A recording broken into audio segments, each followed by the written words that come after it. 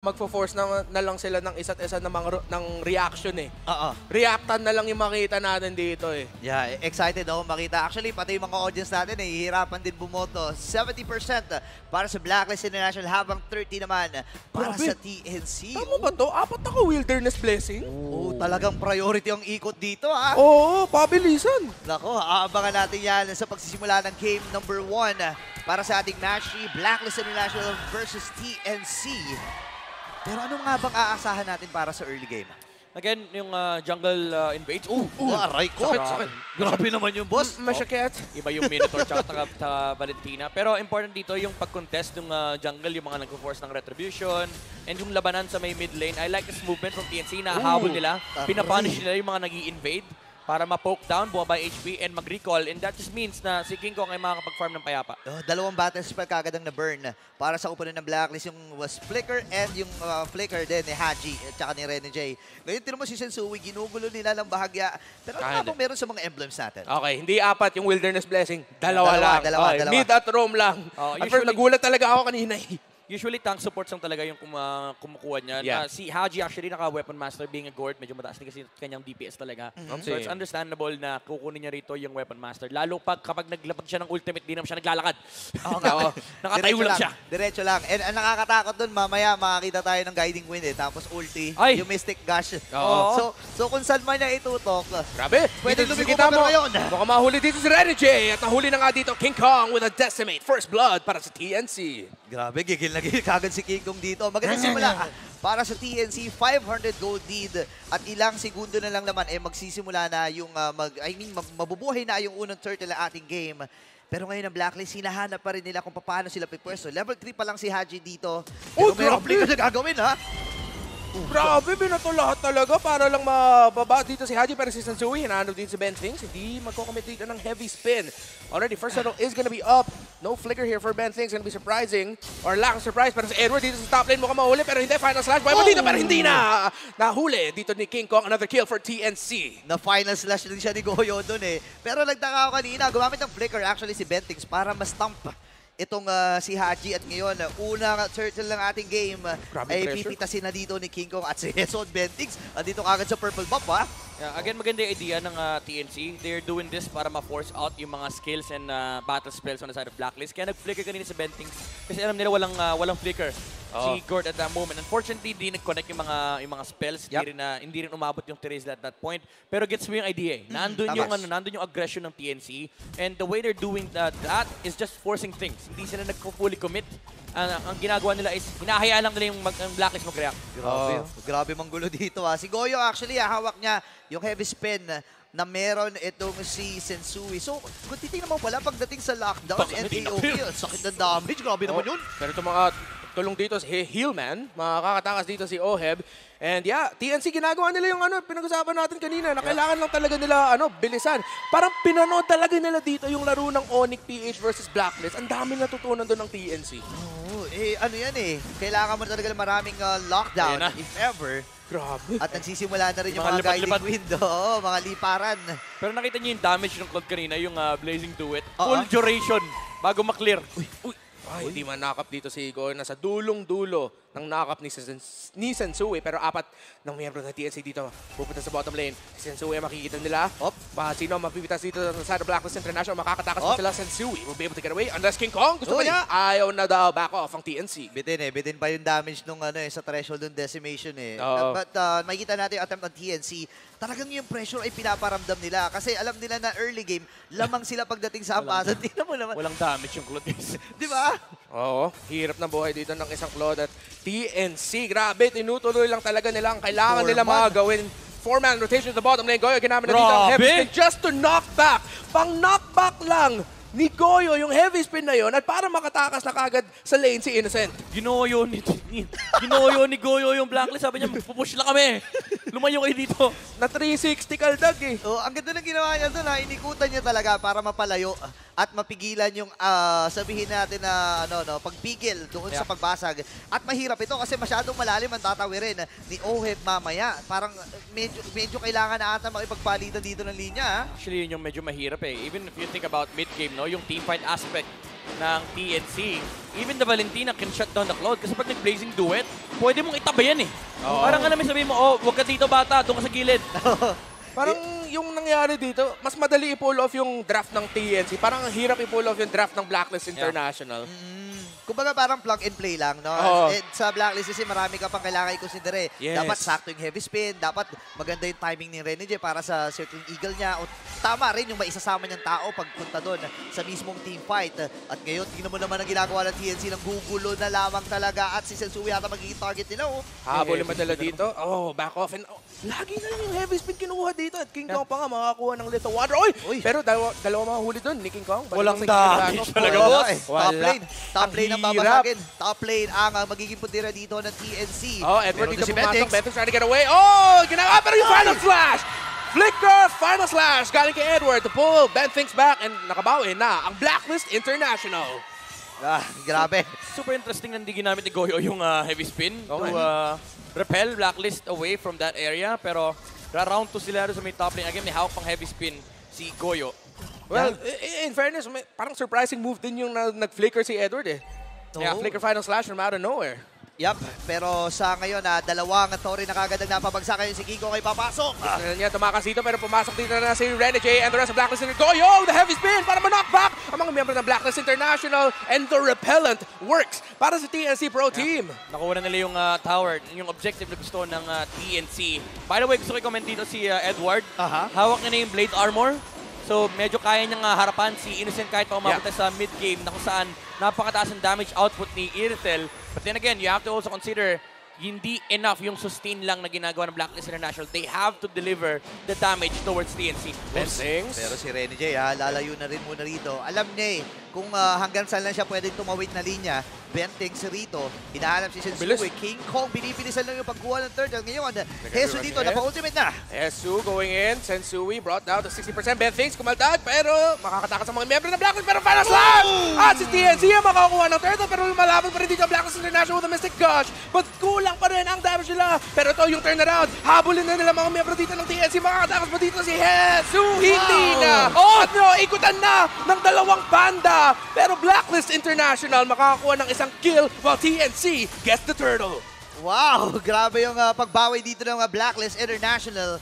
At least nakita na natin na kapag sakto lahat ng atake nila, dahil napag-uusapan nga natin kanina na sobrang komplikado ng pag-ayos. No, unlike sa TNC na plug and play lang, kapag nasakto nila, yun pala yung magiging resulta nun. At si King Kong dito, kailangan lumayo.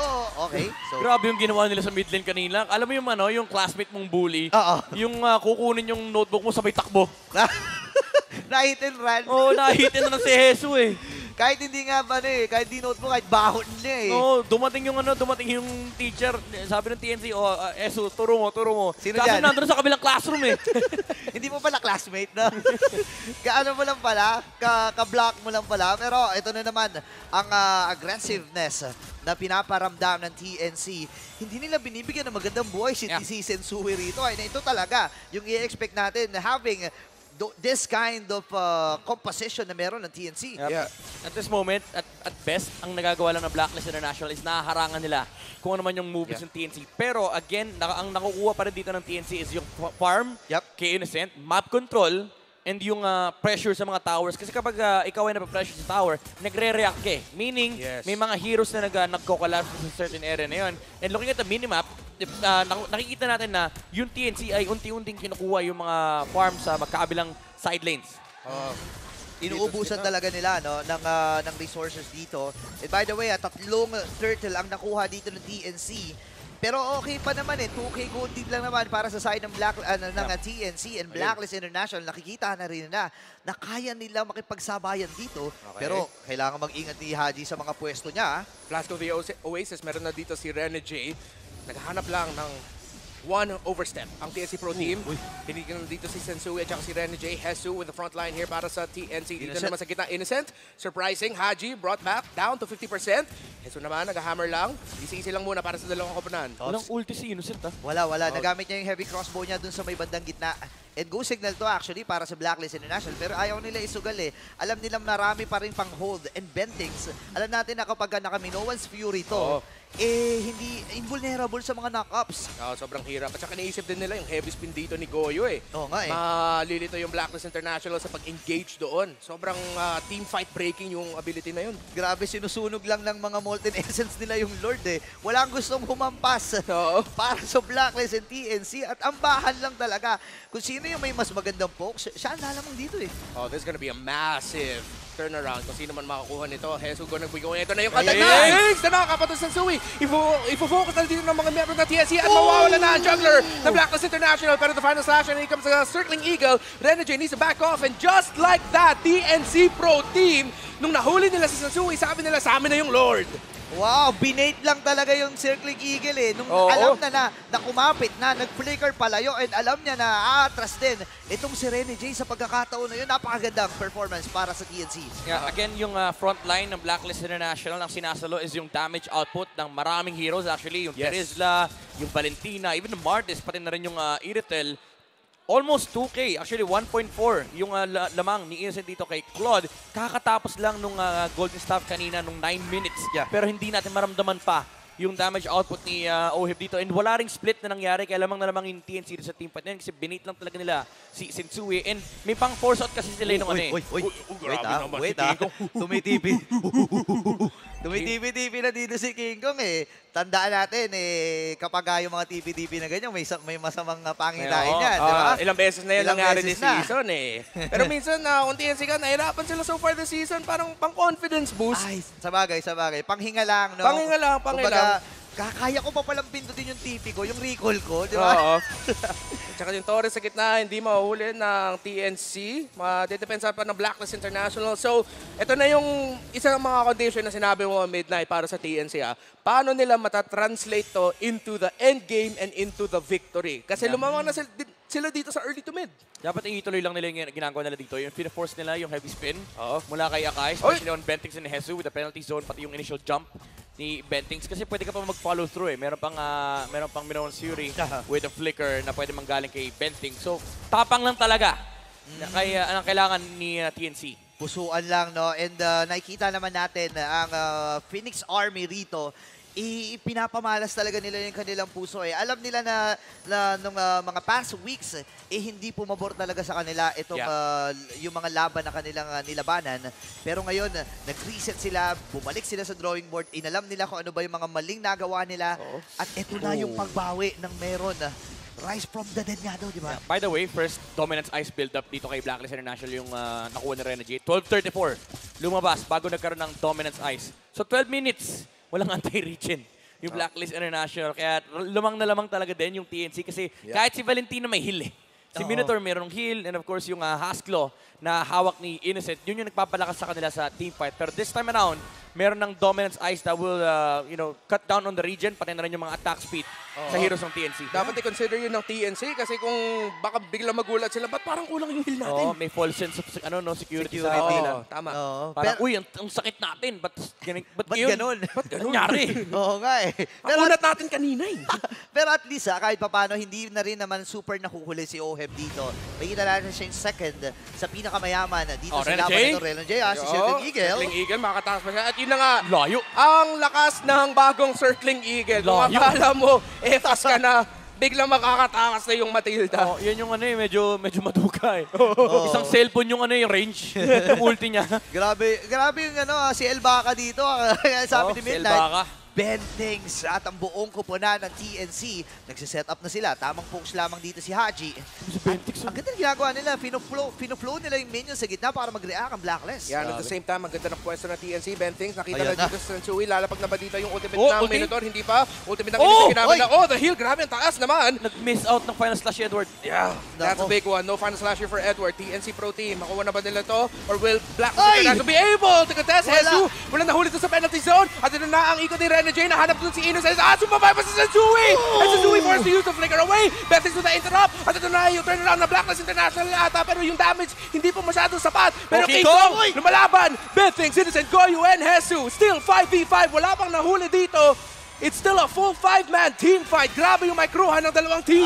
Walang namamatay. Betting? Sabi ng TNC and Blacklist, walang mamamatay sa pamilya na to ngayon. Humahabol si Oheb at si Renny J. Tinititigan lang ni Sensui at ni King Kong itong Lord. Nahabol nga ba ang TNC? Nag-flow lamang ang kanilang kupunan sa may bottom lane.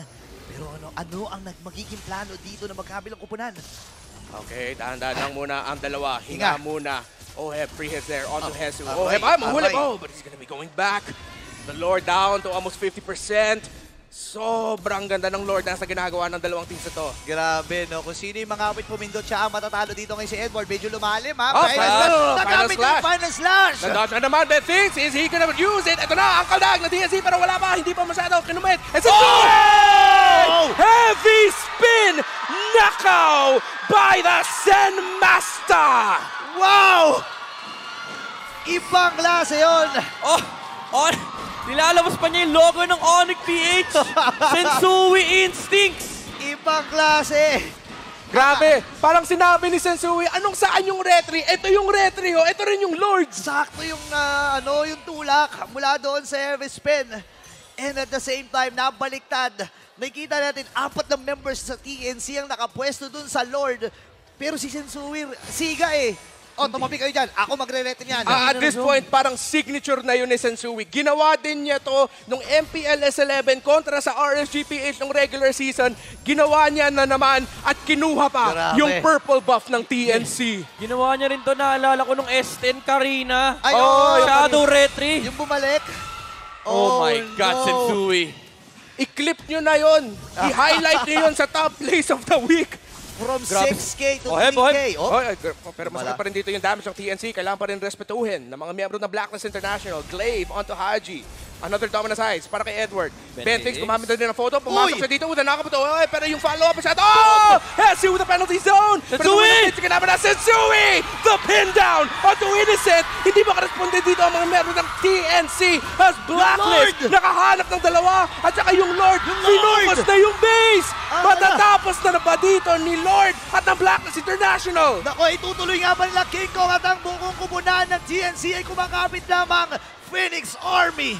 Magiging matagumpay sa kanilang pagdepensa rito. Kakaiba yung pinapakitang playstyle dito ng Blacklist International. Covering each other. Ito ang totoong meaning ng peel. Yung TNC nag-engage dito kay Claude, and the way that you protect the Claude is remove the damage dealer on the side of TNC. Grabe. With a snap, agents na nakakalamang. Grabe, parang nakita natin ngayon pa lang nakakuha ng gold team ang Blacklist International. 7 minutes and 30 seconds yung ating game. At halos full item na dito ang magkabilang kupunan. Tsaka parang 2 or 3 sequences lagi natin nakikita. Simple lang yung ginagawa ng Blacklist International in terms of targeting. Hinahanap lang lagi nila si Innocent.